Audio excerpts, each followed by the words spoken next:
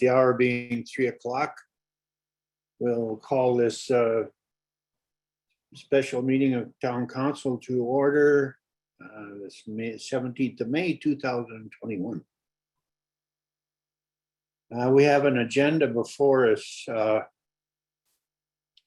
see there's some issues here that you might notice. I'm not sure, but Vanessa, the vaccine update, COVID-19 and vaccine update is in the agenda as 3.2.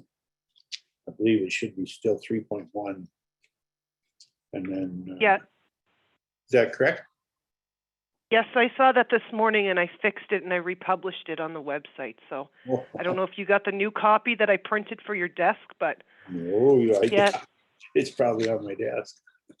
yeah. So yes. Okay. Thanks. Reverse the two. You're welcome. Okay, anyways, we have an agenda before us. Are there any additions or deletions? No? Well, would someone like to move we adopt the agenda as submitted? I so move, your worship. Thank you, Councillor Hill. All in favor? Any opposed? Carried. We'll do that from now on. Any opposed, we'll make note of. First on the agenda is the ECC COVID-19 verbal update. CAO Becker. Thank you, your worship. Just to go through a few items. ECC, part of our discussion, skateboard park is of discussion of ECC. We have heard from the public on a few occasions with concerns with the amount of patrons at any given time, social distancing challenges, etc. And we are attempting to continue on with the theme of education, but also enhancing additional engagements with our enforcement team, just to, to communicate proper protocols regarding the skateboard park. We're also going to be providing additional public messaging to asking for cooperation from the community regarding that important amenity. It's really a draw of the school being through virtual. Well, there's a tension on that facility and the weather, of course, helps. So yeah, we'll just continue to see how that goes and progress from there. The last thing we want to do is shut down the skateboard park.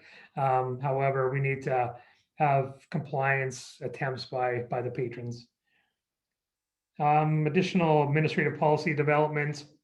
Again, nothing new, things that we were doing already. Staff are doing a really good job with working through requirements of COVID. Just working on daily employee protocols and expectations regarding close contact, confirmed case if that were to occur, and of course working from home. So just some expectations really to solidify what's already going on. I did receive a new health order from the chief medical officer. Not I, but one has been issued by the chief medical officer effective May the 13th. The bulletin reads, it's regarding masking. The rules around exceptions, actually it's new masking restrictions. The rules around exceptions from wearing a mask due to medical conditions are changing. Individuals will now be required to obtain a medical exception letter verifying their health condition from an authorized healthcare provider. So the order goes and outlines when you need that authorized healthcare provider note and when you don't. I did not plan on getting into that detail, but I certainly can provide detail if there's questions of council. Along with the agenda for the mayor's comments, there is a PowerPoint presentation. Last week, the premier and his COVID team had an engagement with municipalities throughout Alberta, and there was a lot of good information provided with that call. They did reference a PowerPoint presentation during that engagement, in which I did receive a copy, or all the participants did, and I provided into this council package for your review. I won't go slide by slide, but just a few things to highlight.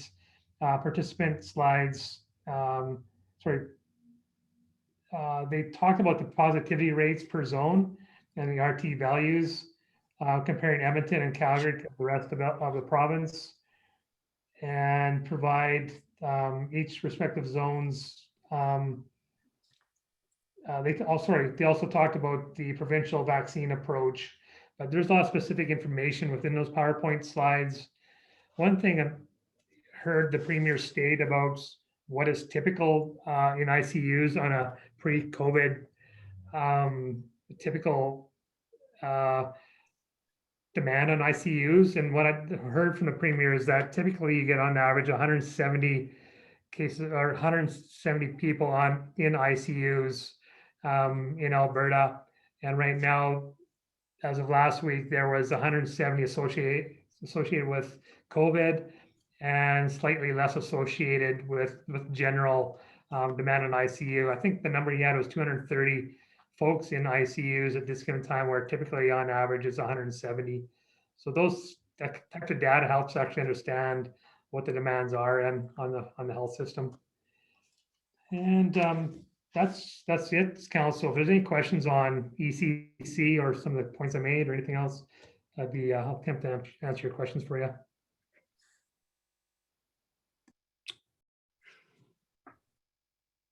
Your Worship, it's Gavin. Just information. I happened to flick the TV on at 2 o'clock, and Dr. Hinshaw and the Premier were both on and probably presented some of those slides to Canada because it was on CTV National. And yeah, I was on the call last week, but we didn't have the ability to see the slides then. They're very informative. And the other point, she was myth busting. She went through about 5 myths and everything from the testing to the relative safety that some people feel being rural versus urban, and actually made a point of pointing out a lot of rural zones that were right now a higher risk than some of the urbans. So I'm not sure how that could be accessed down the road, but I'm sure it'll get a lot of media coverage. But yeah, that was just on today at 2 o'clock. Your Worship, through to CEO Becker, I listened to the same thing as Councillor Bates.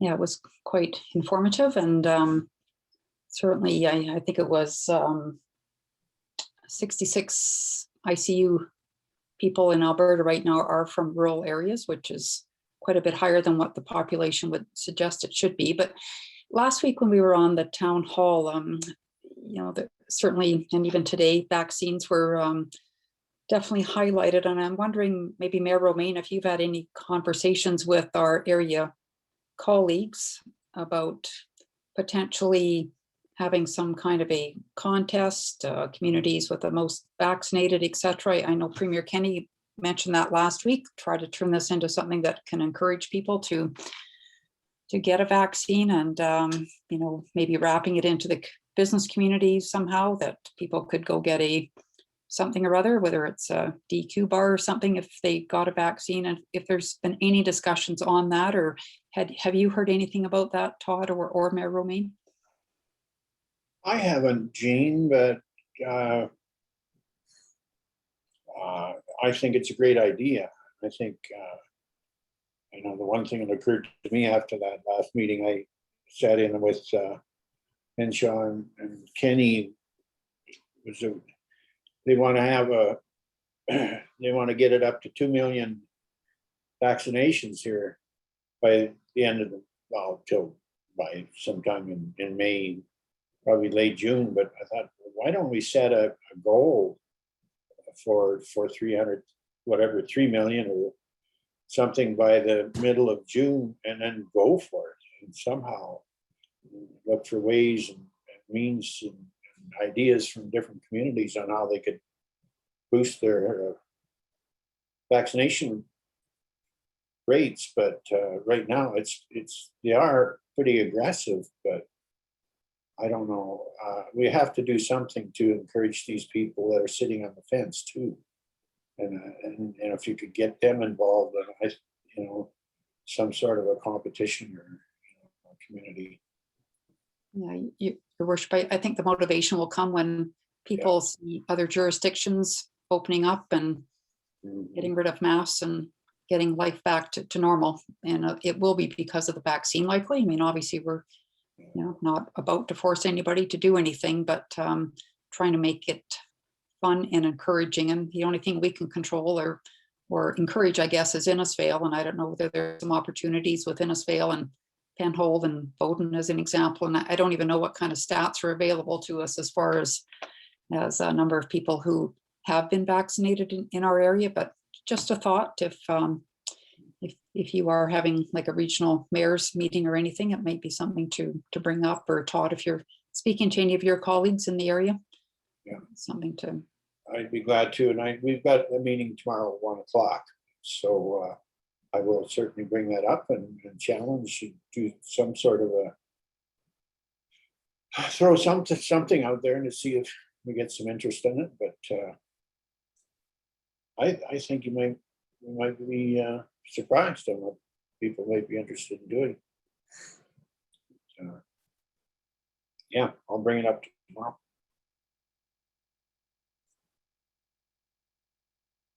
Anything else, Mr. Becker? Oh, that covers it, your worship. No more questions of Mr. Becker. Then would someone like to move we accept his report for information? I'd so move, your worship. Thank you, Councillor Harrison. Anyone opposed to the motion? It's carried. Thank you. All right, let's move on to 3.2 community multiplex design process. Director Jenkins.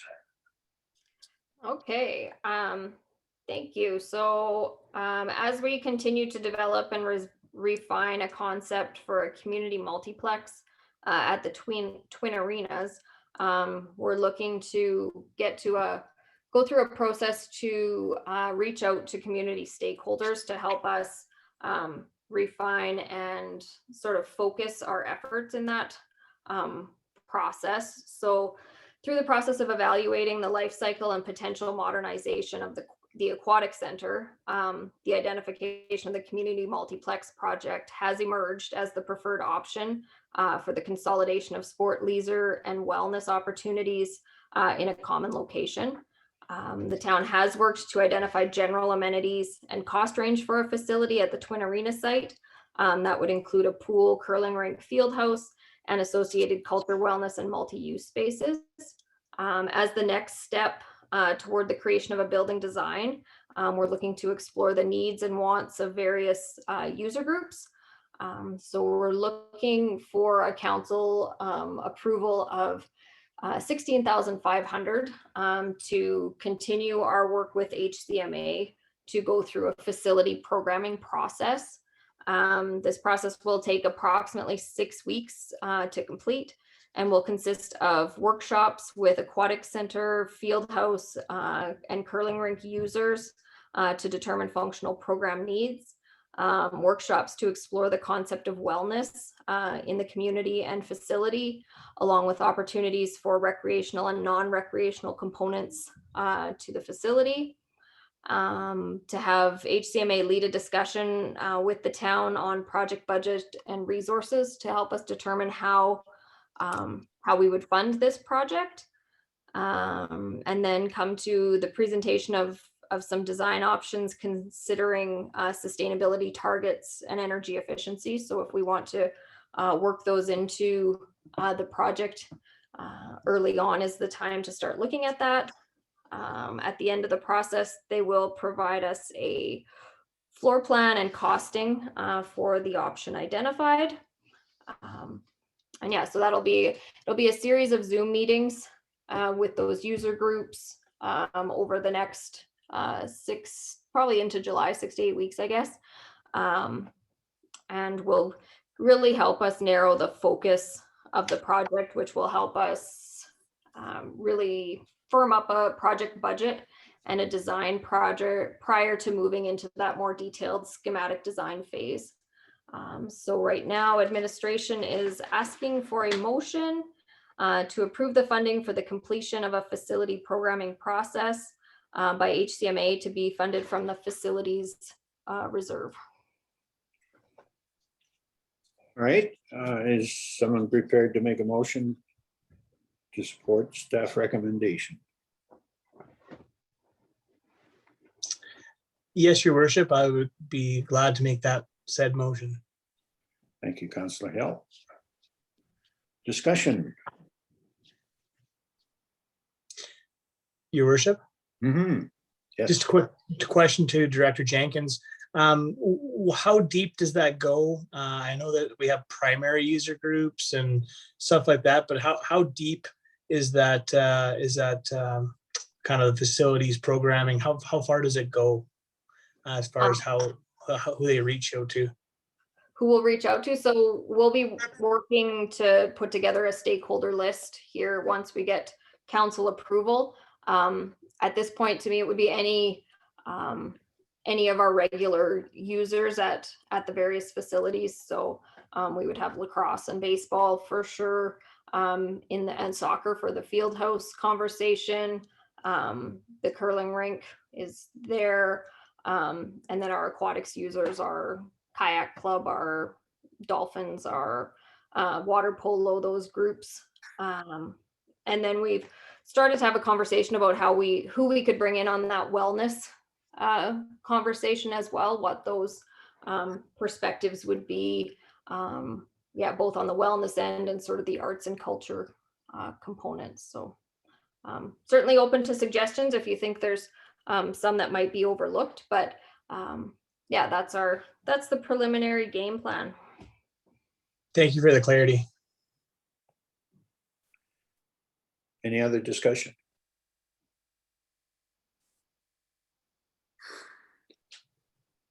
No?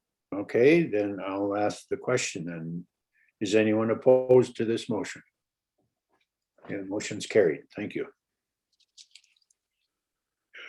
All right, let's move on to a draft facilities booking policy.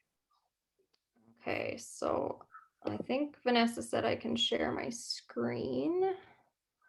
So I'm going to do that. All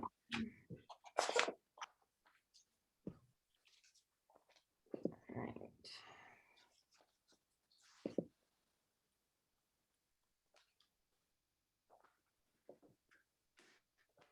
It says it's loading.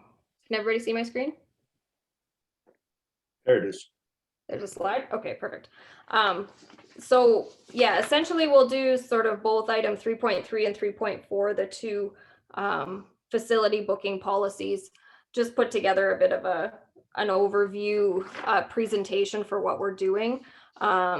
Just looking for a motion of acceptance for information today, but we will come back for the formal approval at an upcoming meeting.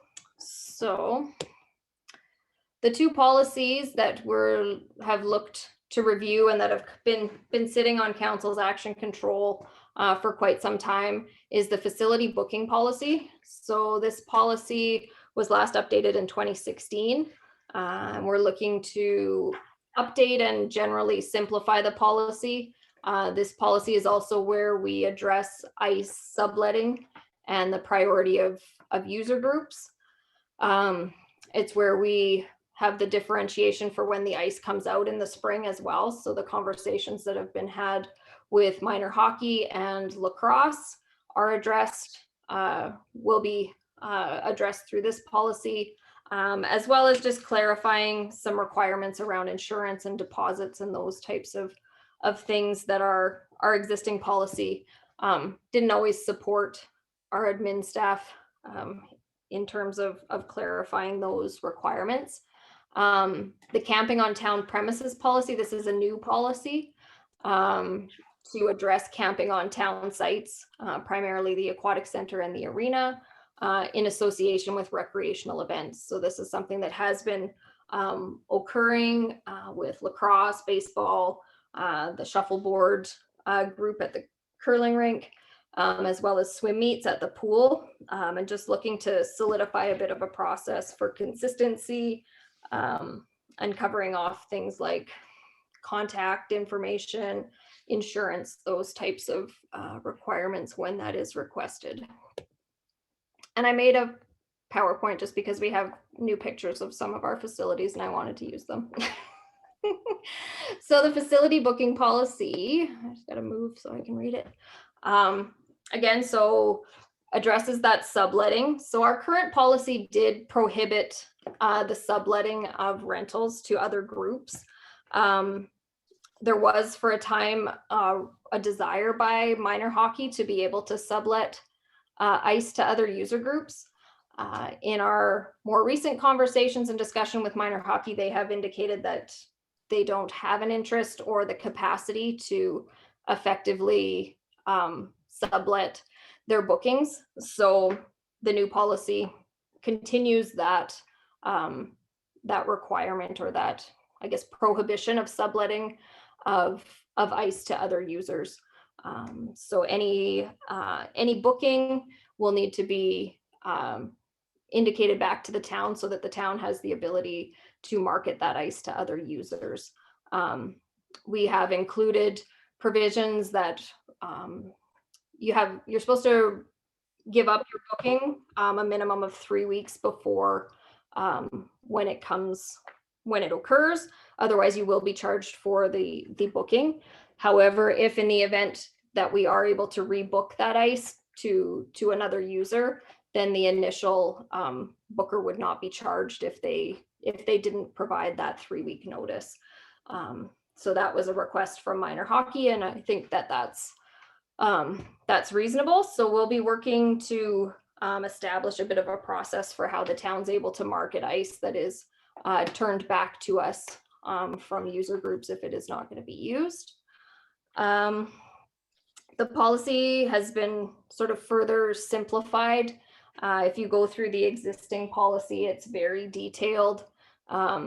It gets down to the hours of operation of the facilities, the precise dates and times that ice gets put in, that ice gets taken out. And we've taken out a fair bit of that just to provide some flexibility, so that we aren't necessarily tied to 9 o'clock being the operating hours of various facilities, those types of things. The policy also includes references to a collection of charges, things like extra janitorial fees if there's a mess made, stuff like that, that's going to be moved to the community services fees bylaw, as opposed to being housed within this booking policy. And then insurance. So the policy is very clear on the insurance requirements, and that is that regular user groups and special event organizers are required to provide that liability insurance. However, casual users, sort of one-time bookers, private families, those types of things are not required. They would be covered under the town's insurance for those bookings.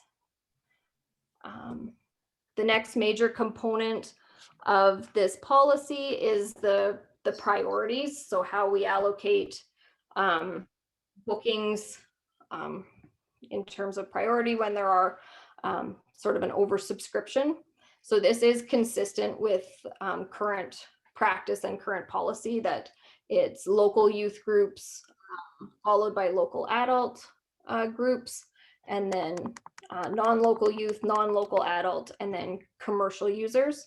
And then for town events, special events, and then regular town programming, followed by private special events, and then casual users, which would be, again, private family bookings, those types of events.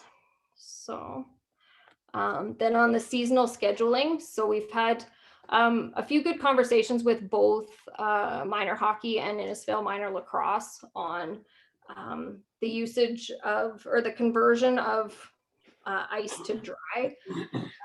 I believe council probably remembers there was a presentation, I'm not even sure, maybe it was January, from Innisfail Minor Lacrosse looking for consideration that the red ice be taken out earlier than our typical March 31st date to allow them earlier usage of the facility, particularly because Innisfail Minor Hockey's needs for ice bookings fall off substantially following sort of the end of February. And so both groups have been very positive with our conversations. Innisfail Minor Hockey has indicated that the only real reason that they would need ice beyond what could be accommodated on the blue rink would be if they were to host a provincial or some other sort of larger tournament. But they have to submit for that and are told whether they've been awarded those tournaments in December. So they are able to indicate by January 1st whether or not they would need that red or ice surface later into March in order to accommodate those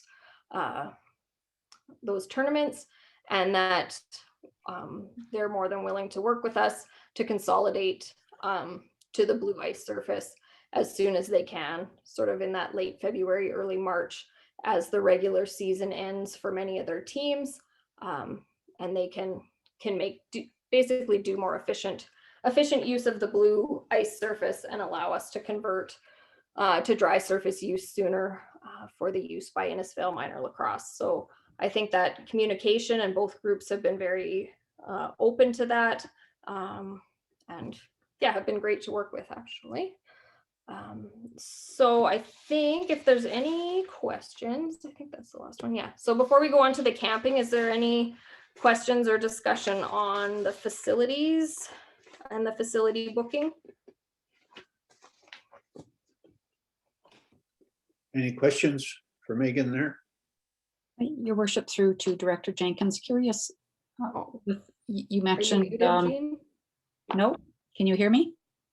Oh, I can't hear you. There we go. Can you hear me? All right, there you are. Okay, I can hear That you. was my fault. Just a question with respect to, you said you were removing some stuff out of the policy with respect to, I think, cleaning up or potential damage into a bylaw. Mhm. Can you explain a little bit further how that works? And So typically our practice is to try to consolidate those fees into a common place so that we have a list of all of the fees, it's consistent, and it is in that enforceable bylaw, as opposed to having, like I can tell you right now, we have, sort of after hours requests and that a fee may be required. Yeah, same thing, damages, extra janitorial services, things like that. So if we can put those into the bylaw where it's very easy, especially if somebody taking a booking, they can see what all the potentially applicable fees are without having to pick through individual policies to apply those. So. okay, thank you. And your worship, through Director Jenkins, I'm assuming the farmers market falls under, I think you had a section on commercial users? So they are considered one of our regular users, and we have a lease agreement with them. Every 3 years we sign a lease. So yeah, so they're specified in that. Okay, great, thank you. Component.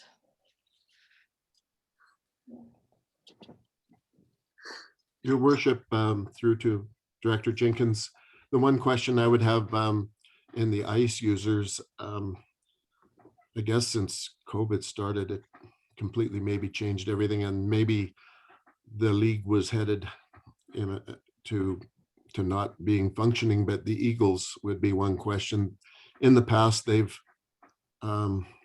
wanted and requested ICE to be in longer. And I know they had hopes at one point of hosting the Allen Cup. Have they been consulted? We haven't spoken with the Eagles at this point. They are on the list, even just as a whether they will be looking to book ice next year. But we can, yeah, definitely touch base with them. And I would think for something like an Allen Cup that they would know somewhat, they would know a few months in advance as well. So perhaps we can cover that off as well. Yeah, I just, they have approached us before, and yeah, like I say, I think the whole Allen Cup future is somewhat doubtful, because even without COVID, it was becoming harder to predict who and what.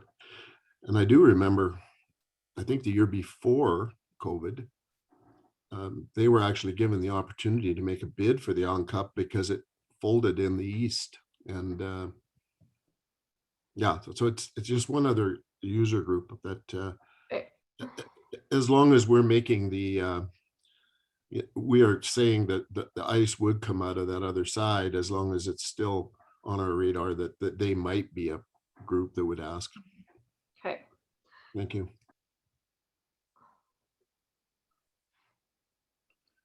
Okay, any other questions of Director Jenkins? All right, well, we're looking for a motion to accept this for information. Is that correct? Yep. Just, Director and if you Jenkins? want, we can wait till we do the camping, and you can do them both if you want. Oh, Together, okay.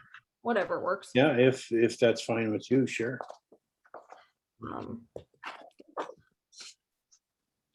There we go. So the next one this is a new policy.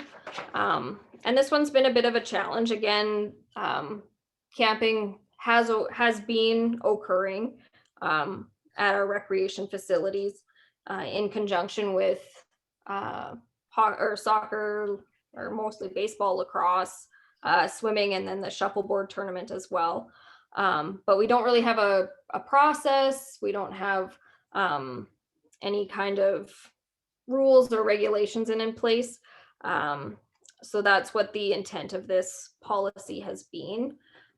So camping will be permitted in these locations only with an associated facility booking.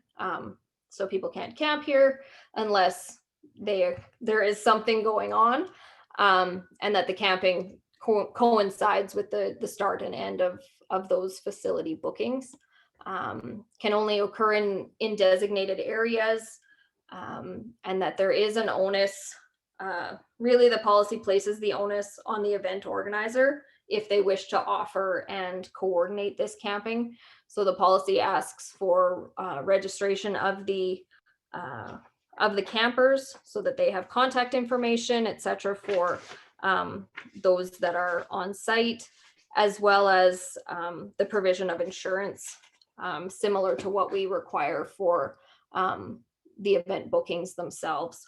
So again, the policy specifies a maximum number at each of the arena and the pool. So 40 units at the arena, approximately 15 east of the curling club, and then 25 in the north area of the north side of the pool, or of the arena and the curling rink, and then a maximum of 8 units at the aquatic center.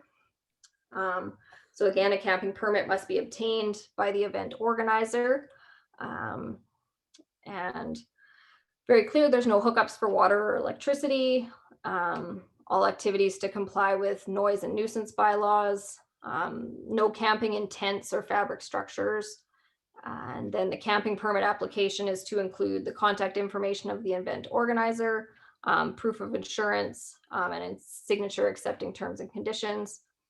The permit holder is responsible for the management of all users and shall be required to maintain a record of the units that are associated with their event. And then, yeah, that's essentially the policy. Both of these policies, the drafts, have been presented through Community Services Standing Committee. And yeah, that's essentially that policy. If there's any questions, Any questions? Your worship, through to Director Jenkins, as far as the camping goes, the permit, is that just a flat fee? Or is there a escalating fee depending on the number of campers? so at this point, we don't have a fee associated with it. This would also go into that community services fee bylaw. And at this point, I think we would just be looking at a flat fee that, you know, it would put it on the radar of our municipal enforcement, park staff. Everybody would know that the permit was allowed. There was things to be going on, and really just forces the event organizers to keep us in the loop a little bit on what their plans are. Okay. Yeah, and I think it should be somewhat, you know, fair to, we have a couple of local campgrounds too. So, Yes. you know, want to keep that in mind as well. Your worship, through to Director Jenkins, I don't know if it would have ever been discussed. What about open fires? I believe it is in here, which, it's not explicitly in here, but it would be the same as our noise and nuisance, but I can put that as an explicit term. Yeah, I'm thinking maybe because, I mean, we've never had a policy, and obviously barbecues, I think, will end up probably getting used, and maybe even those little propane pits or something, but I think maybe it wouldn't hurt to specifically. Okay. Thank you. Your worship, through to Director Jenkins, can you explain what the difference between a town premise and a town site is? That would be the same. Where you It's referred to in the slide there. I interpret that as two different uses, town premise and town site. Is there any difference? No, they would be the same, or Okay. that I should make sure it's consistent wording, but yeah, town premises would be the same as town site. Okay, thank you.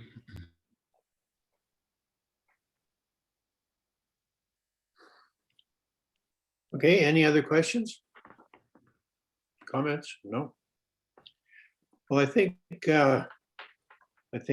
Director Jenkins is looking for a motion to accept this information, this report for information, so they can continue on to develop the proper policies for camping and booking policies. Is that correct, Megan? Yeah, we will bring the policies back formally in the next few weeks for adoption. Okay. Someone prepared to make that motion?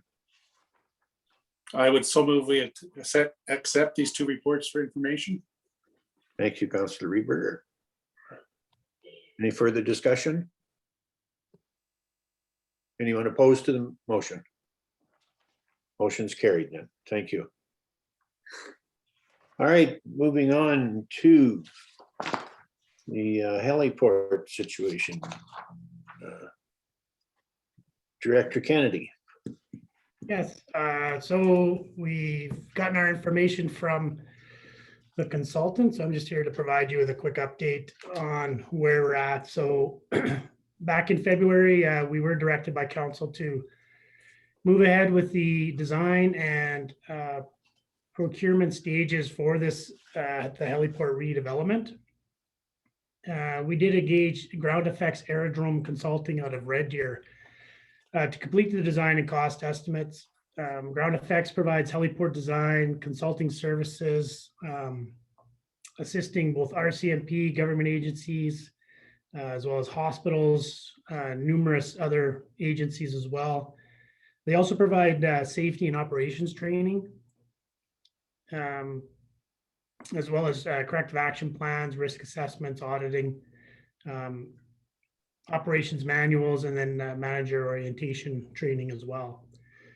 So in consultation with Grounds Effects and Ron German, who was our original consultant in supporting this project, it was recommended that the heliport operations manual actually be delayed to be completed during the construction phase. And at this stage, we were to move ahead based on their recommendation with the preliminary design and complete a cost estimate prior to moving in to procurement, just so that we keep everybody up to speed on where we're at in stages. So based on this page, so a brief summary for the site development, significantly more than what we anticipated. It's at 794,000. Engineering, material testing, and the operations manual and training came in at 102,000. So total project, we're close to very near that $900,000 price tag. Some of the items that brought the cost in a lot higher than expected was the requirement to replace the concrete pad or the asphalt with a concrete pad based on their requirements for the H-1 helicopters. Plus, we had to replace a lot of the retaining wall around the site needing to be replaced. And we, based on the orientation of the site, was recommended that the relocation of the sidewalk be completed to the south side instead of the north side of the site. And then as well, all the electrical and lighting requirements and standards have changed. Some of the financial impacts, I guess, so if council does decide to move forward with this, so we did reserve 450,000 into the general cap reserve for this project back in 2020. But the additional 450,000 would reduce that reserve to only a value of 635,000. So we are looking for, I guess, some direction from council based on this new costing being significantly higher than what we anticipated going into the project. So I guess we'll open it up for questions. Okay. Well, you want to open the floor for discussion, or does someone want to make a motion first? I think we can discuss it a bit before we proceed to a motion, but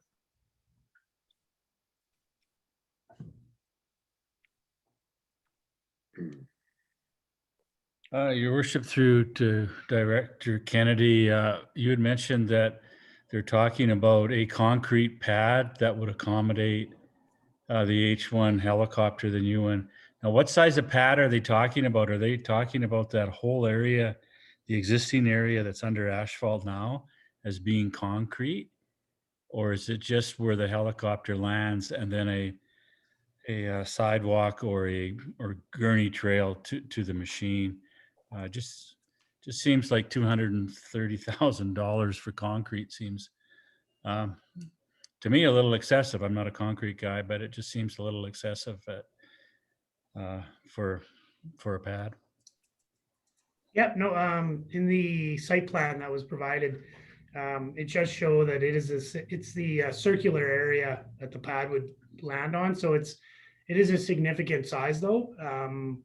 And part of that obviously is the structural component to the concrete is significant. So it does increase the cost quite a bit. We do have options in regards to the remaining asphalt, be it, we budgeted to just take it out, remove it, and then we would just topsoil and seed the remaining. But the fence all needs to be replaced. It's significant wear. And then we didn't realize how bad that retaining wall was as well. So, but we're hoping like this is replacing retaining wall. Going into this in more detail, maybe we can look at sloping a little more potentially. That's why we were looking at relocating the sidewalk to the south side.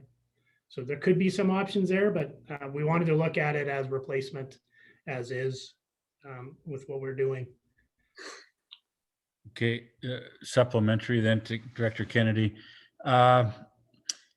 If I understand the concrete pad, it has to be a certain spec to handle the weights of the helicopter and that. But if we were to use the remaining area just as a grass sodded area and back sloped that where the retaining wall is, would that, in your opinion, reduce the cost significantly, or because we wouldn't have to use any No. asphalt at all, right? Yeah, we aren't replacing a lot of the asphalt as is. We are just removing it and topsoiling it. That is in here. The big cost is retaining walls. They're significant price. So there's potential there. But I also don't know, in saying that, there are certain setback requirements that are needed for this helipad. So we have to look at that in a little more detail. But really that's in an $800,000 portion. That's, a pretty small piece to it. It is a significant difference though from what we originally anticipated the cost to be though. Okay, thank you. And then just one follow-up, my last one, MOB and DMOB. Can you clarify that for me? What is Yeah. that? It's significant because they're all specialized trades to be doing this work, as well as the requirements of knowing what their standards are and stuff like that.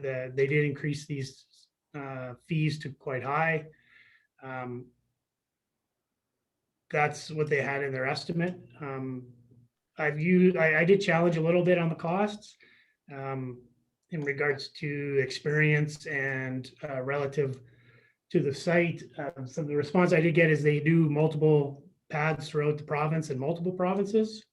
And this seems to be the area that the contractors put their risk and bonding into. So that's why that price is up there and high. Okay, thank you very much, Director Kennedy. Any other questions? Your worship, through to Director Kennedy. So you're saying that this isn't something that we could put out to tender for different aspects of this project, or even within the community to potentially maybe get some in-kind work done? It is, that may be tough to do in-kind work.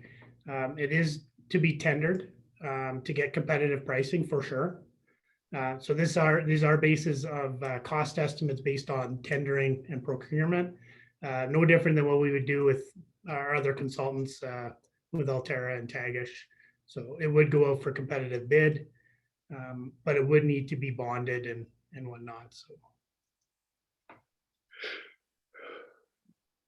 So, Director Kennedy, would the engineering and material testing, would that be part of the contract, or would that be in preparation of the contract documents? Correct. The engineering material testing is not construction related. That is this portion that we're doing now. That's the contract administration. Material testing would be done either by the consultant and just coordinated through. Yeah. Well, that's because then hopefully you've got a contingency there, but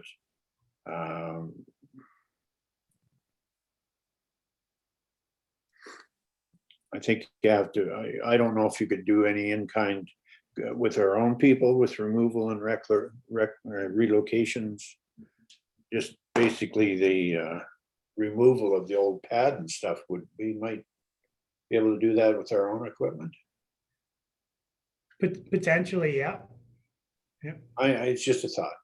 Yep, no, potentially that's there. One of the other details that they did talk about in regards to the engineering is the approvals side of thing. It does take a number of inspections, coordination with Transport Canada, all of the agencies, gets coordinating all of that. It takes a significant amount of time. All there is just what in-ground lighting. For the electrical, yeah. Seems like a lot, doesn't it?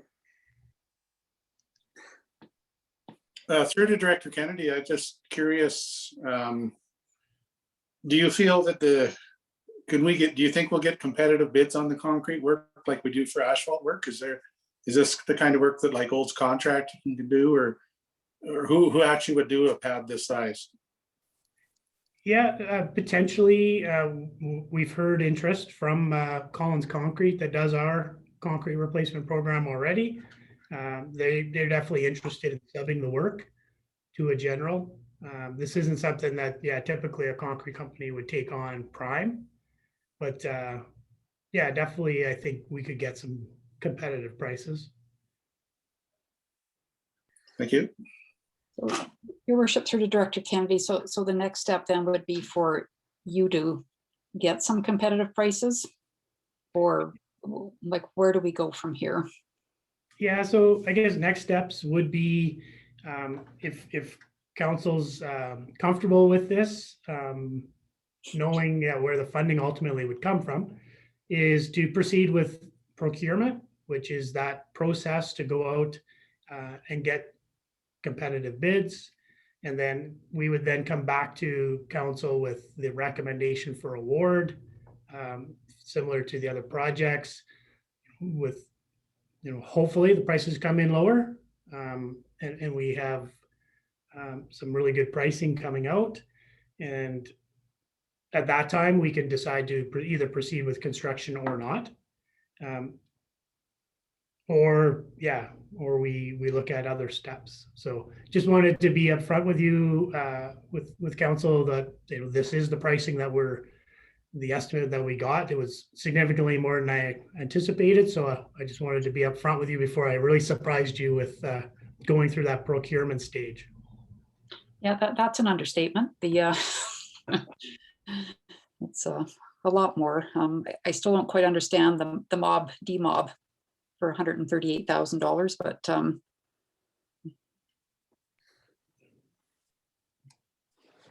yeah, and again, the mob demob, it's different trades. We have electrical, mechanical, concrete. You got asphalt. You got a fencing company. All of those companies carry their own warranties and everything else. So what they do, instead of keeping it into those individual concrete and items, they put it all into one item, so that it's more transparent that this is the kind of money that you're spending just for the administrative side of things versus just putting it in unit rates, right? So overall, the bottom line wouldn't change. You would look at seeing higher rates. So what they do is separate it out. okay, thanks.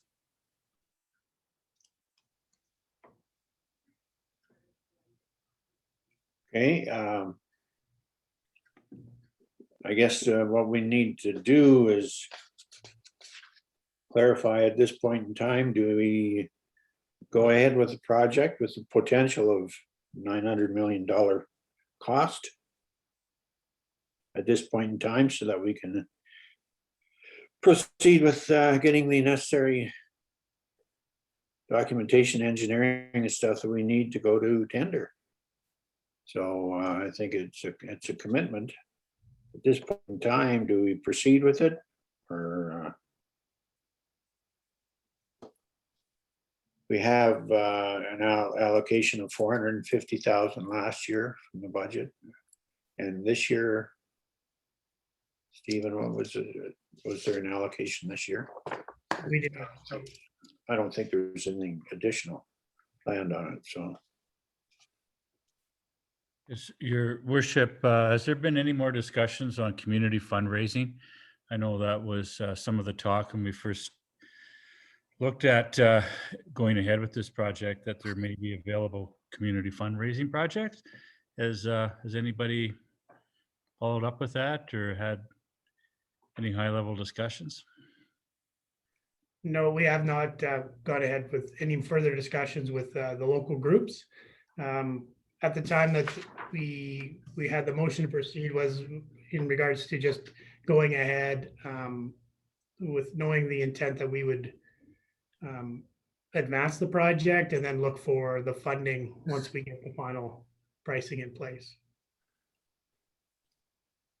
Your Worship, through to Director Kennedy, do you think, Steve, there may be any grants available for this kind of thing? Or have you not? I haven't Maybe looked. not that far. Okay. Yeah.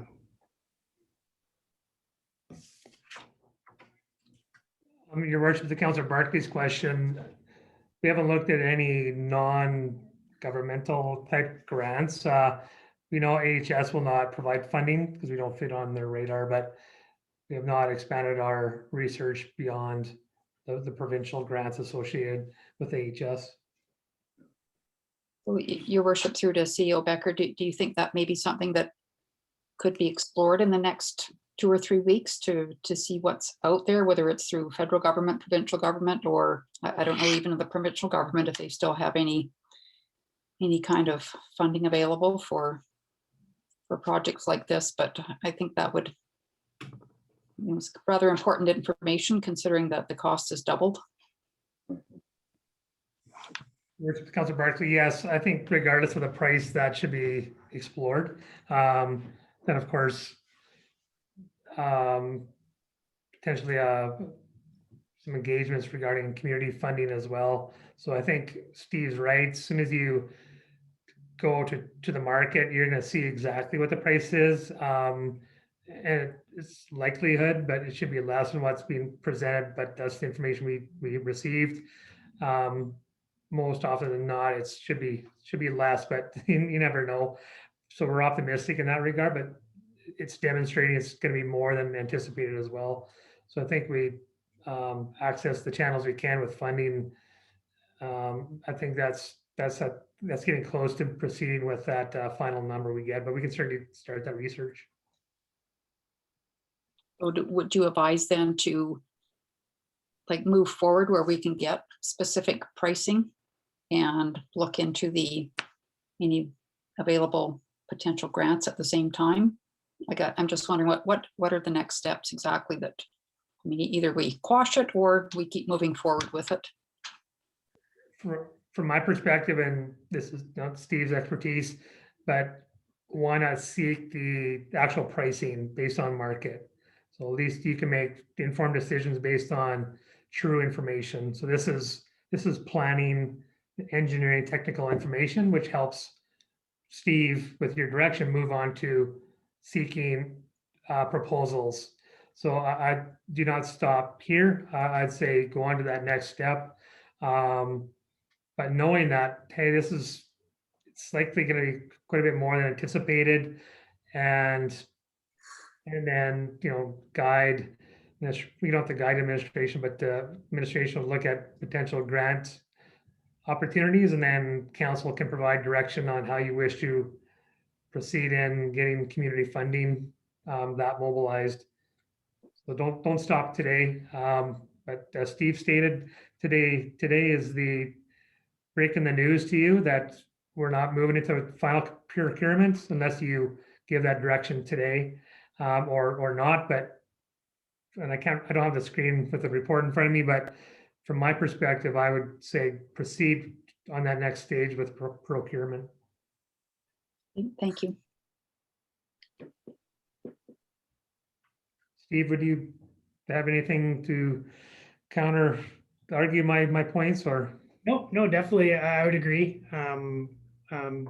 It was definitely, yeah, this was more of a first time for me coming forward to you with a cost that's way above than what I anticipated. So just wanted to make sure everybody was comfortable moving forward.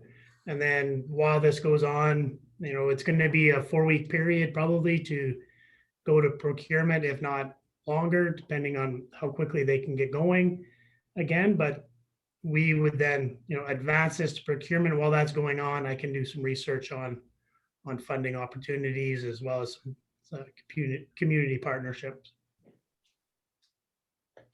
Who would you look for to do the engineering, Stephen?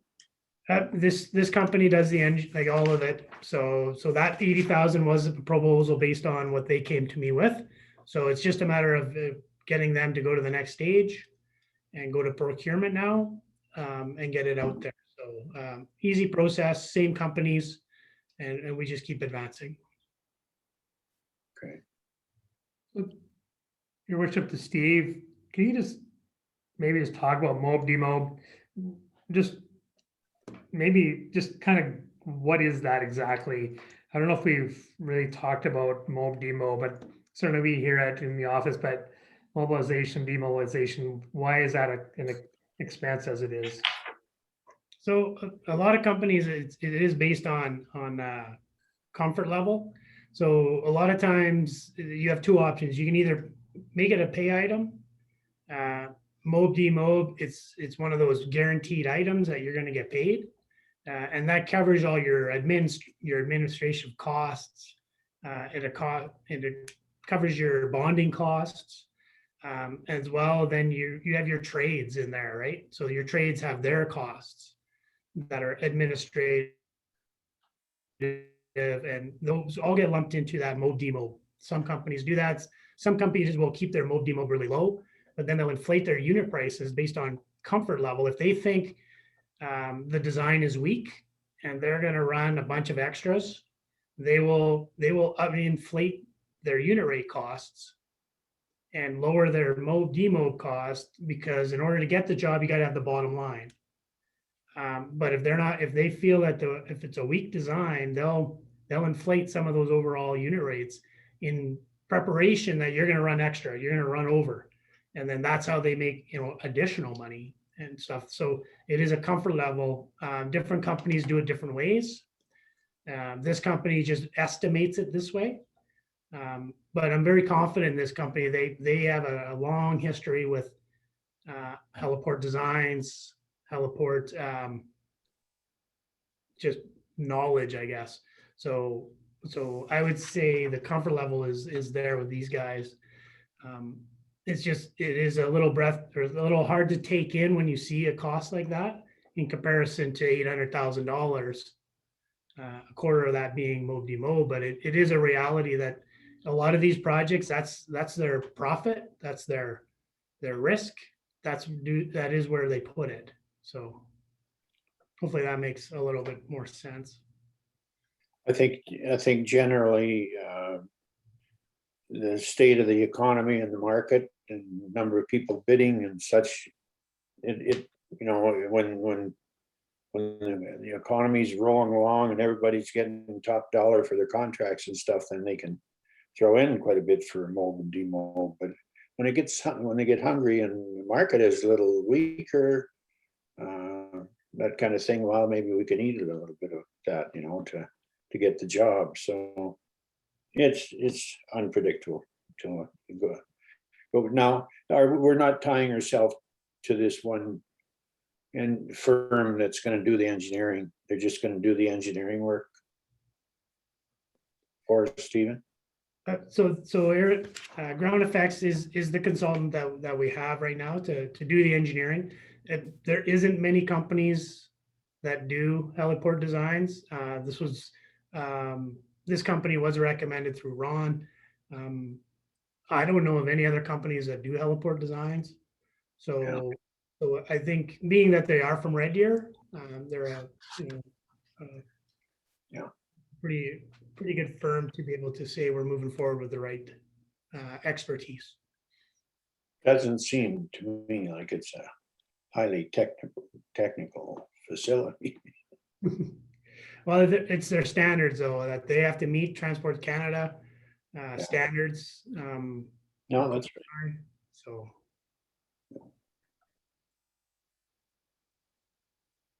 Okay, well. I have one more question for Director Kennedy. In the scenario that we go ahead and get all these, we do the procurement and we don't like what we see and the numbers don't make sense, and we decide to back out of this project, what would we be on the hook for then as far as dollars? So we always have the option to, if it's not in the budget and we don't want to proceed, we always have that to be able to back out of. I'd have to find out exactly what their cost was for procurement, but I believe it was only another $7,000 to $10,000 for getting them to get into procurement to go to those next stages. So it's not a big dollar to get ground effects to get procurement done. As well, we're not going to be doing the heliport operations manual yet as well. So, which we had budgeted $10,000 for previously. So we won't be doing that yet until further into the project. You won't be doing any material testing either. That's right too. So out of that engineering contract amendment approvals, we had $80,000. It's that based on their proposal. To do the preliminary design, we're 16,000 in. So I believe it's a pretty minor cost to get into procurement. Yeah, I think that reinforces that it's a good idea to go ahead with the procurement. And I was just curious.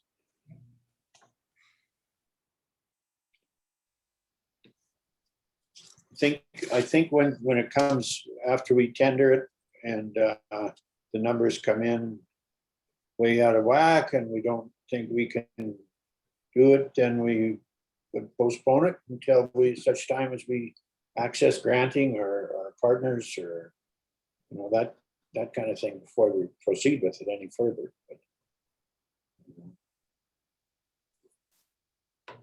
But I think these numbers are pretty, pretty high end. But anyways, that's just my opinion. Are we prepared to make a motion at this time? Having heard this information.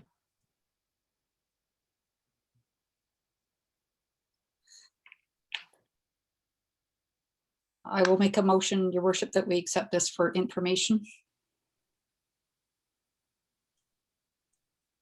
Okay, Councillor Barclay, is that enough, Stephen, to proceed with the commitment for engineering?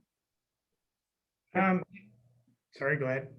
No, I'm just wondering, Stephen, if you wanted a motion to move forward with the procurement or? Yes. Yeah, if you don't mind, Okay. Option 1 there would be good. Yes. Sorry, my sound was cutting out on my computer. So I will make a motion that we move forward with procurement for the next step, and I will rescind my first motion that I made. Okay.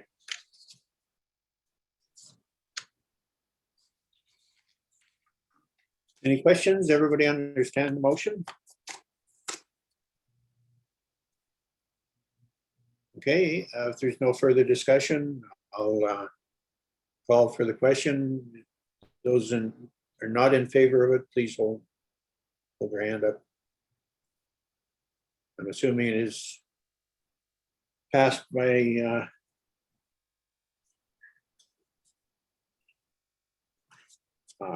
anyways, it's passed. Motion's passed. Thank you. Thank you, Stephen. Move on to project update regarding ECDEV Plan 2021-2026.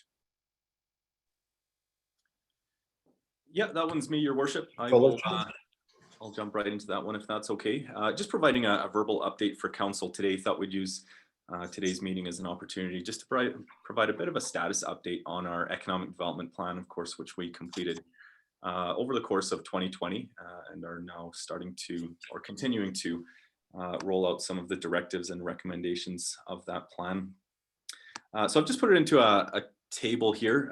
Vanessa, if you're able to just zoom in a little bit there, and I'll just go through some of the items that I've included here that are either underway at the moment or they've been completed up until now. And certainly there's more to come beyond this, but again, this is just what we've achieved thus far. So I don't know if you'll recall, but in the plan, the recommended action items were sort of categorized by 3 primary areas of focus in which we were recommended to allocate our efforts and resources. Just to refresh your memory, those key focus areas were 1, build capacity, 2, promote the community, and 3, enhance downtown.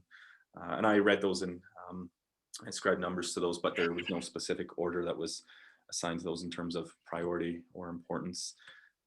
With that said, as I mentioned, we are starting to or continuing to advance through those. I'll just start from the top there and happy to answer any questions on each of these or anything else that comes up as I proceed. Startup series webinars. So starting this Wednesday and continuing over the course of the next 3 Wednesdays, we are running a series of webinars in conjunction and partnership with the Innisfail Chamber of Commerce and Business Link Alberta. So a great opportunity for folks that are considering starting a business to jump onto those and glean some what we think will be pretty important or helpful information. We will record those as well. So once those webinars have concluded, we'll be able to post them to our website and have them available for folks that maybe weren't able to attend.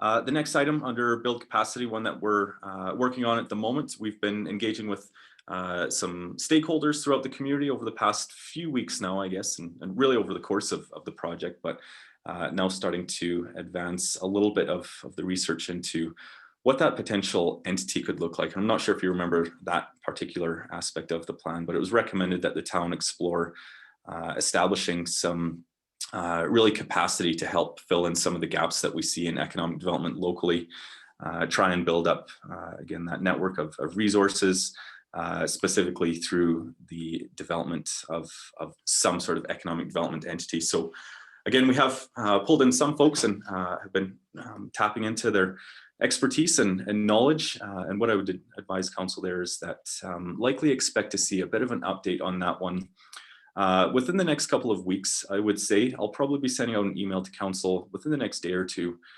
inviting all of you to engage with some of the folks that we've been chatting with, so we can sort of get everyone around the table and share some of the ideas and suggestions that have come up thus far. Just moving into the second category, promote the community. So over the course of the winter season, we've really started to develop up some of our multimedia assets. So we did have a video filming crew in one day in the winter. So we shot some footage over at the ski hill. We got some people out snowshoeing. We got some skating, just some really nice sort of active things to do in the winter here in Innisfail.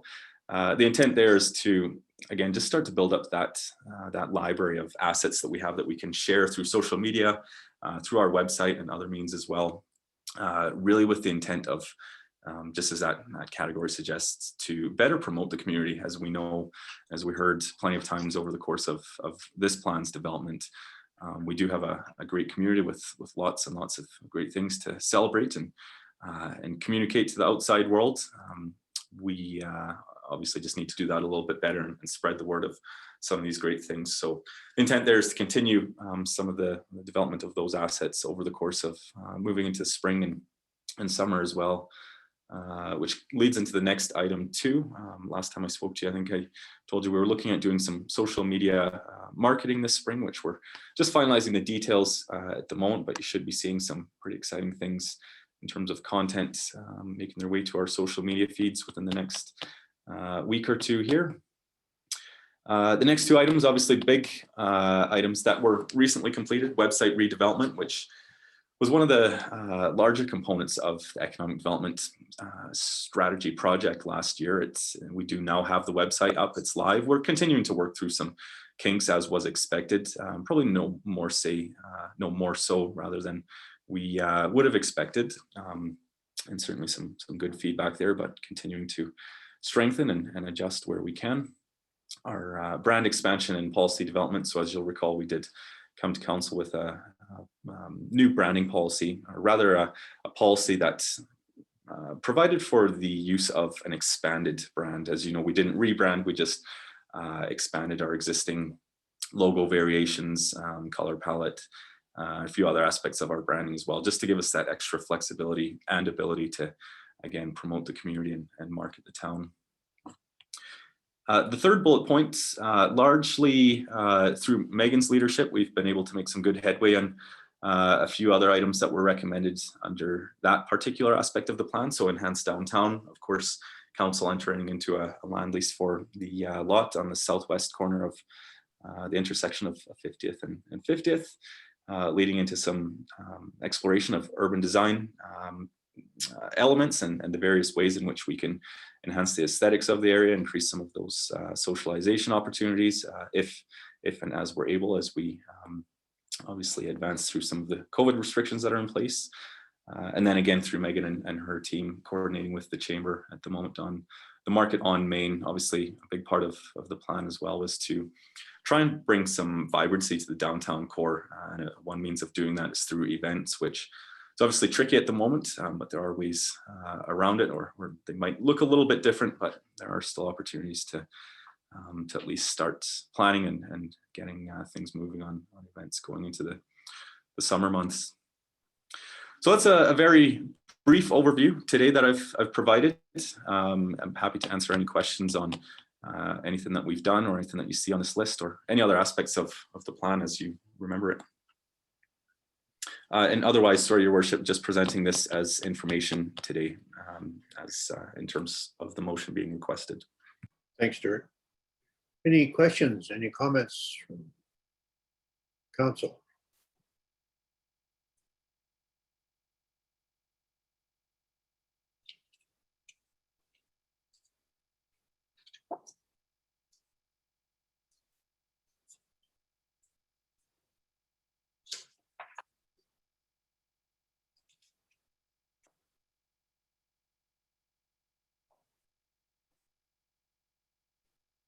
No, no questions?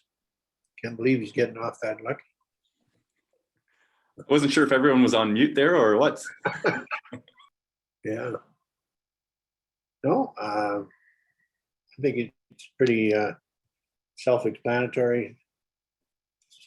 Stuart?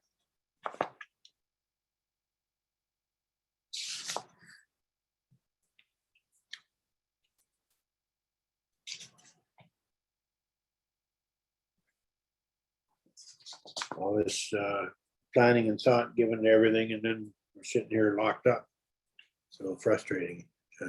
But anyways, well, that will change. All right, if there's no further questions, I guess we'd like to see at least a motion to accept Stuart's information. I'll move that, Your Worship. Gavin. Okay. Thank you, Councillor Bates. Anyone opposed to the motion? No? Motion's carried. Okay, thank you, Stuart. Thanks, Your Worship. Councillor Bates, you had a. Yes, I'll introduce some background here, and then I'm going to ask Vanessa to put a slide up in a minute. But so this is about the bylaw that we put together last year, where we were allowing potential second water meter that went to irrigation only, and not to have to pay the sewage charges.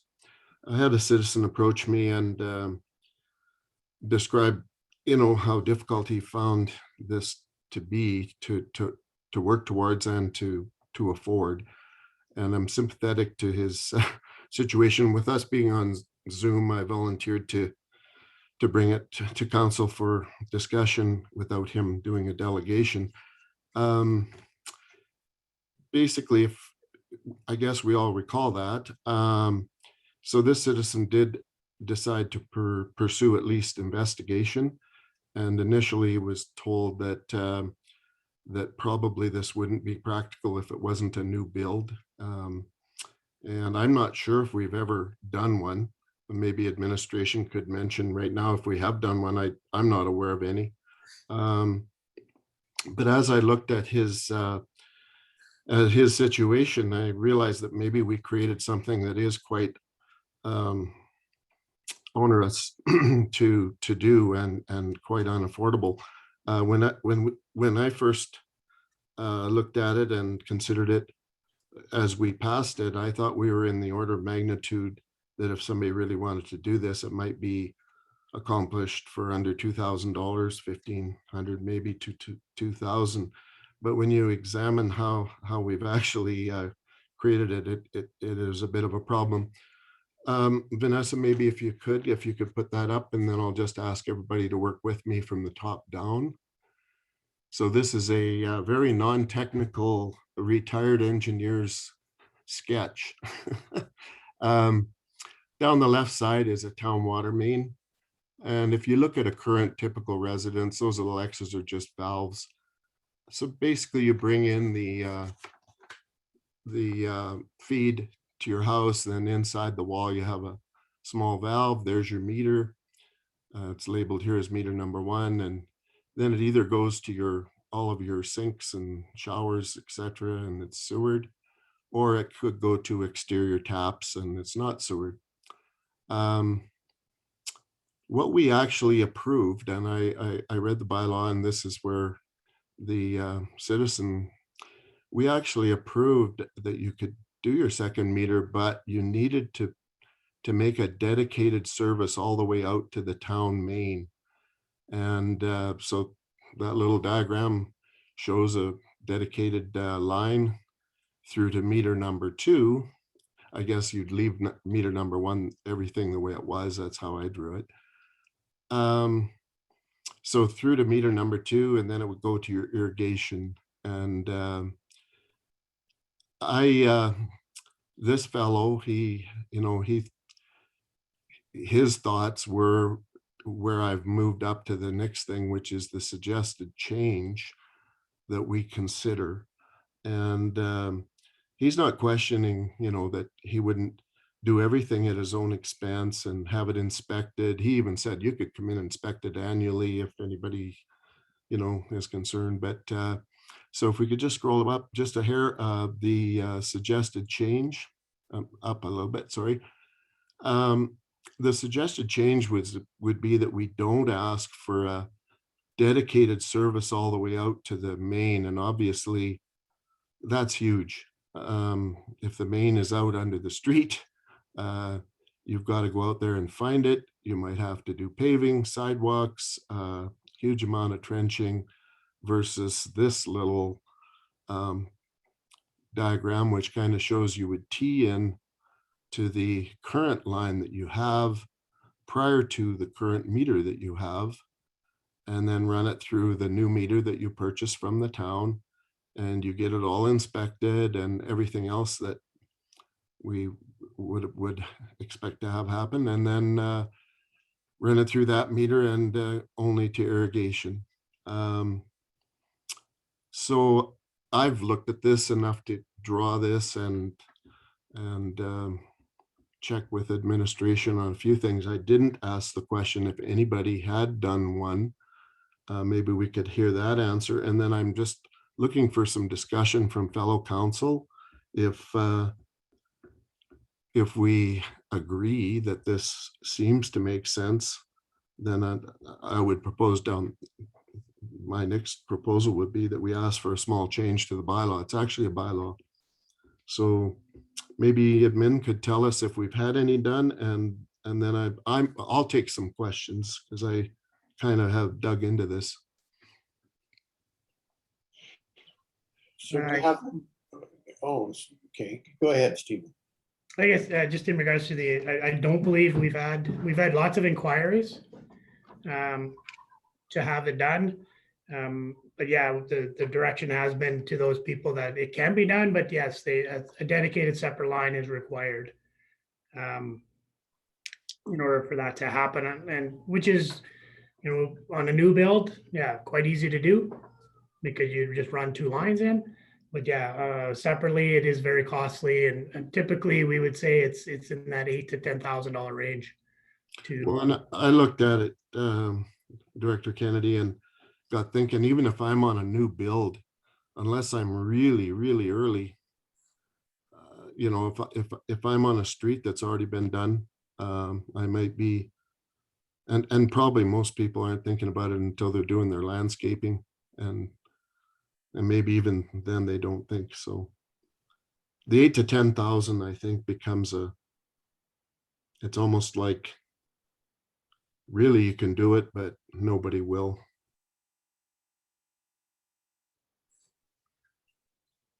I think Gavin, you'd have to, first of all, you'd have to have almost like 2 accounts for each household. Because Well, both of you would. All of that is, you buy like the bylaw states, you buy the second meter from the town and you pay to have it all put in. And yes, you would have two accounts. That's immaterial of this. Yes, you would have that. It's just that I'm not, if I didn't think about it enough, maybe as we did it, but I didn't key in on the separate dedicated line coming in, and I'm not sure what it accomplishes, because any honest citizen that wants to do this and has it inspected and everything else, I'm not sure what we gain. I mean, the services are obviously big enough to handle it. It's looking for comments from my fellow council. Thank Your you. worship, through to Councillor Bates, thanks for bringing it forward. I would have never thought at the time either that, didn't click that there would be a separate line allowed. So I guess my question through to Director Kennedy is the diagram that Councillor Bates has drawn out here, will that work? I mean, why can't we do it the way that he is proposing? It does raise a number of concerns in regards to connection to our service lines. Anytime we allow people to tee in, obviously that raises that opportunity to bypass, change afterwards, alter. It gives them that more opportunity, not to say other people will do it, that they will do it properly the first time. And then, how often do we go in and inspect and monitor all of these things? So that's one concern, obviously, is every time we add a connection to our service lines, it's a concern. And especially before, like, adding a connection before the town water meter is a concern. Just add another meter that's more valving, more opportunity. I did ask Terry just for some feedback, because this was fairly new to me. And I guess this was discussed over the last few years a bunch of times in both Frank's and Rod's tenures, in regards to allowing it or not allowing it. Some of the feedback I received from my guys, I guess, the biggest one is that the tampering, the connection before a town meter is always a big concern. Water conservation, I think, was a big one in discussions from Terry's recollection. In our bylaw, we talk about trying to conserve water by only charging a water fee on a water irrigation. Obviously, they will use more water. There's a potential for that irrigation line to become, an exterior line, depending on how it's plumbed. So now that exterior line becomes a potential to wash vehicles, just a lot more water usage, where we were getting a sewer rate. So then how do we accommodate that loss of sewer rate that we're now letting them have for just water, because it's a water in, water out? So that's something else to consider, is then how do we adjust for the reduction in sewer charges we will be feeling, and with the more irrigation that we allowed. So those are some of the items that they talked about that affected the reasoning to go this way. So if I could just add a couple things then with that. I didn't draw any of this, of the backflow preventers and pressure reducers, all that stuff that would still happen in there. I tried to make it as simple as I could. Certainly I recognized, I think we all did, that anybody that went to this extent of doing this, that, yeah, we don't charge them sewer. That's the whole reason they would do it, so because they're just putting it on the ground. As far as the alterations go, I looked at my own service, and unless you have a qualified, and you could make that requirement, it has to be done by you can't let the individual do it. It has to be done by a certified plumber who have ethics and everything else. What we did approve, if you really think somebody could use it for washing cars or for whatever else, that's irrelevant too. It's just this, specifically the dedicated, I'm looking again, it's just the dedicated line out there that costs you, I think I just heard $8,000 to $10,000 instead of a couple $1,000. And I'm not sure how many people would do it. I wouldn't. I mean, we have a monthly charge just to have the meter sit there, and there might be the odd person that likes to have his lush lawn that sees the advantage of doing this. Anyway, I committed that I would bring it up. I brought it up. If there's anything else that councillor wants to say, otherwise I'll go back and I will tell this person that I brought it up and that it didn't get any traction. Okay, Gavin, I think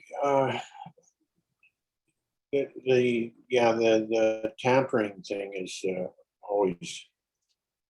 But I guess my answer, your worship, my answer to that is if I wanted to tamper downstream of my meter right now, I can, right?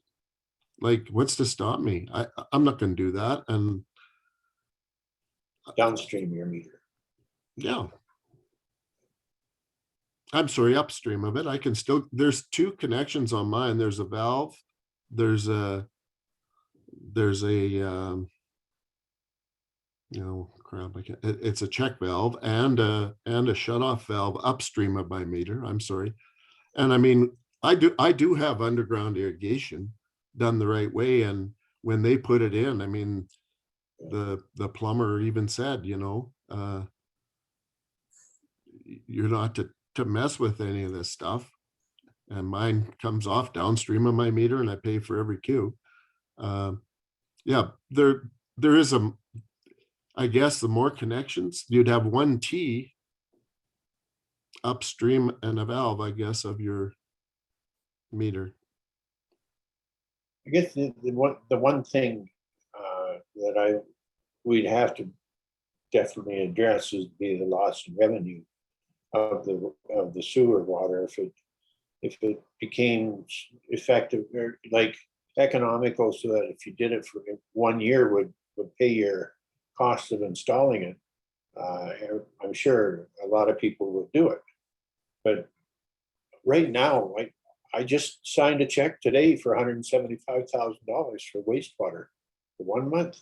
Oh, so I'm not blind to that at all. We just And have I'm to- not we blind to have the fact that if we don't charge sewer for the irrigation water of however many individuals did this, that we have to absorb it. The rest of us have to absorb, but we're paying, yeah. That's why I've always supported a single number. I'm just not sure when I look at what we did approve. It's rather redundant, I guess, that we even bothered to approve it. And I know what kicked this off was an individual that had actually built it this way when he built his system. And then we had a couple of industries, I think, that were this way as well. Okay, no, I will tell him that if he wishes to make tell him that I presented it, and that if he wishes to make a delegation, at one point he did say it looks like you literally made it so that you made it so that you can't do it. That's not feasible. Okay, well, I think we can look at it. I don't know. There's different. It affects a lot of things if we do make a serious change like that. Wastewater is a big concern. Our freshwater was only 110,000. Sewer was 175 this month, so. Anyways, okay, I guess, Gavin, that would be my suggestion to you, if he wants to pursue it further, that he put together a delegation and come and make his application formally. We can deal with it. Good. Fair enough. I've made the presentation. Okay, thank you. All right, well, I think that's all of the agenda up to this point. 3.7, we can do a quick round the table. If Councillor Harrison, would you like to start off a roundtable discussion? I sure would. Yeah, thank you, Your Worship. A fairly quiet week. Just a comment. With the weather being the way it is, and everybody out on the weekend, the use at Dodds Lake is really increasing. And I guess the question that I have through to Megan is, how are we making out with our signage there with some of the rules and regulations down there? There was a couple points over the weekend that that boat launch area is full. You couldn't park another vehicle there, and there's garbage and that kind of thing. I certainly don't mind picking it up because I do my walkabouts in the morning and just take a bag with me. But how are we making out with signage? It would be nice to get something down there just with the general rules for the lake. Thank you. Garbage can too. We could look at extra garbage cans. We are hoping to have signs up, additional signage up this week in advance of the fish being put in on Saturday. So you probably saw some flags out there that are first calls for the posts for those signs. So we're just waiting to get the call from the sign shop that the signs are ready. So that is the game plan for this week. Okay, thank you very much. Yeah, I think it'll really help.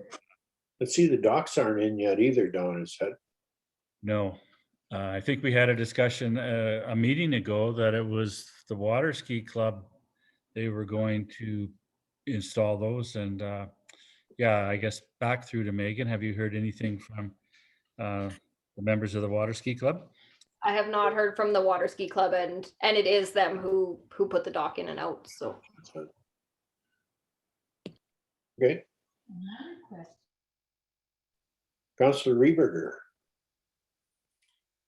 Okay, the Canada Day Committee we keep meeting once a week on Zoom. We're still bashing around ideas and trying to finalize some ideas and see if we have any budget for any of them. We had a Transportation Committee meeting last Thursday where we discussed the secondary van and different options were presented to us. And I have a Parkland Regional Library meeting at 10 o'clock on this Thursday. So we'll see how Ron Shepard is on Zoom. That's it. Good. Councillor Barkley. I have a Chamber of Commerce meeting coming up this Thursday. Last week, actually, CEO Becker and I, we were, I guess, interviewed, if you want to call it that, by Laura Hughes, who's with Pembina. It was respect kind of some things that with the solar farm, and I think they're coming out with a blog probably around the beginning of June, highlighting Innisfail. And of course, CEO Becker brought up the award that Innisfail has won, or Elemental has won, with respect to the community fund that they set up. So it's very, very positive, and looking forward to that. Good. Okay. Councillor Beach. So last week I did listen to the town hall. MPC tomorrow's canceled, and I have the Red Deer River Municipal User Group regular executive and general meetings on Thursday. That's it. All right, Councillor Hill. Thank you, Your Worship. No, I haven't been up to too terribly much. did observe, obviously, that the weather is promoting a lot of our amenities being used, which is encouraging. But yeah, other than that, that's about all for me. And yes, thank you. Okay. All right. I had an opportunity, well, actually, CAO Becker and I met with the folks from the barber shop just at next to the town hall there. I forget the name of it. But Natalie came to us and talked to us, and she had an idea that she thought we should present to perhaps Alberta's Health Services or someone to consider these small businesses to open on a very restricted basis. And just an example of the salons, that if they could have one seat or one chair open out on the patio, that would be enough for them to pay their bills, get them through this thing. But you know, if they health services or whatever, emergency procedures committee that follow up these things, maybe there's some opportunity there. But I know right now the way it is, it's pretty hardcore. Everything is locked up tight. So I did make a pitch at the town hall meeting the other night with Premier Kenny and Henshay, and to that effect, that our small businesses are just borderline existing, and we have to somehow, if we're even thinking about extending this further than the current restrictions, that we have got to look at some options of some sort other than mass closure again or extension, because these people they're gonna be bankrupt. There's small businesses that just aren't going to make it, and I don't think any of us want to see that. So if they have an idea or a way that they can make a pitch to health services as to an opportunity they can do with some modifications to keep their business open to in a limited capacity, then hopefully we can listen to them. But so anyways, I haven't heard back since then, but from the group. But the other thing is we have, as you know, we've been successfully appointed for clarify to me, maybe CEO Becker, that the green the award that we've been granted. Anyways, they're coming up this week, and they wanted some more information on the solar farm and such. And so Ken gave me a call and said, "Do you think you could get some pictures?" So I went up this morning and with the drone and did some filming and shot the solar farm. It looks pretty sharp. So I've got that for Ken tomorrow. He'll hopefully show that to them. And anyways, got a mayor's meeting tomorrow, 1 o'clock, with the South Central Mayor's Group, and I'll certainly be talking with them on ways that we can perhaps. I think there's at least one state in the U.S. that had quite a lottery to get people to get vaccinated. So, maybe there's ways that we can encourage people for this vaccination program. And anyways, I think that's about it. That's about all I had. Do you want me to quickly go around the room? Megan, have you got anything that didn't get covered in your reports? No, I think I'm good. Just that, yes, the fish will be going into Dodds Lake on Saturday morning.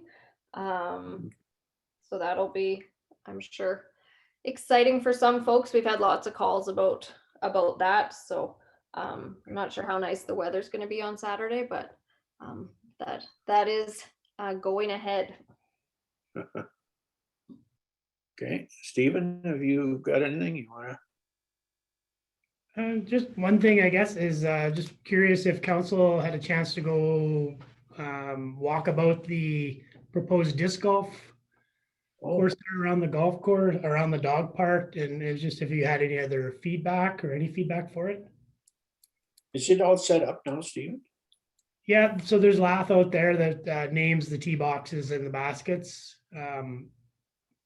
out there. So we did have Brad from our Parks Department walk it with the Kinsmen and got their expectation, got an idea of what they're wanting from service wise.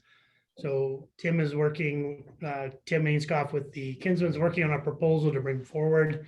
I was just curious if we had any other feedback from council. Okay. I haven't had the opportunity, but I was kind of waiting to see once it was set up a little more, but Maybe it's something that, your worship, maybe it's something that we could go do, set up a time and go walk it. I didn't realize it was all set up, Director Kennedy, like with the baskets and stuff. So that would be kind of fun. It doesn't have the baskets, it's just Oh, Lath right now. It's, okay. Just Lath. We didn't want to commit to anything, so Okay. it is just marked with some stakes in the ground though and ribbon, so. Okay, so where does it start? On the north side of the dog park or? So I left you guys a map. So it does start on the entrance to the dog park is Yeah. hole number 1, and then it works clockwise. Yeah. So it's north and then just clockwise around. Okay. Your worship, through to Director Kennedy, do they have any ideas? There's a couple wet areas there that they're going to traverse. Have they got any ideas if it's those water source areas, a way around them if need be? Right now, the way they explained it to us, it's part of the water hazards that they like to play with through. Same with the trees. And that's, they aren't expecting any mowing. They like that it's a very, they call it technical course, I guess. So. Okay, thank you. okay, Stuart, did you get everything covered in your report? Yeah, I did, your worship. Nothing further for me, thanks. Yep. Who else have we got out here? Erica.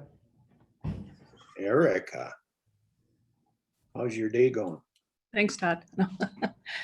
No, it's good. I have nothing to report. No? Okay. All right, and Vanessa? I know she's been busy doing my mayor's meeting for me, so that's great.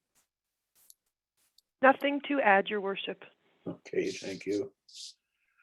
All right, well, if there's nothing else for the good of council, would someone like to move we adjourn? I would so move. Thank you, Councillor Reberger. Oh, anyone opposed? No, carried. Thanks. Thank you, everybody. Thank you. Bye. Thanks, good night.